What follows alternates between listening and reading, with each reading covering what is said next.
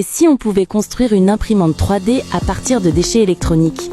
C'est ce qu'a réalisé Afat Gnikou, un ingénieur togolais.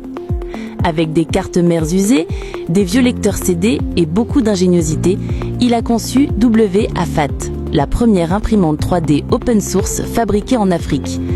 Son ambition était claire, permettre aux Africains de produire localement des objets utiles, des pièces détachées, du matériel scolaire ou médical, sans dépendre d'importations coûteuses. En 2013, son invention a retenu l'attention du monde entier.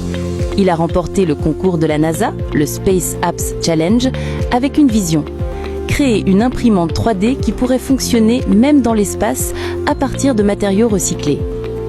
Pendant un moment, Afat était partout. CNN, RFI, France 24 parlaient de lui comme du symbole d'une Afrique innovante, ingénieuse, tournée vers l'avenir. Mais depuis, plus rien. Silence. Aucun suivi, aucun soutien. Plus de nouvelles d'Afat. Le projet WAFAT a-t-il été abandonné, mis de côté? Ou est-ce simplement une autre histoire d'un génie africain oublié après les projecteurs?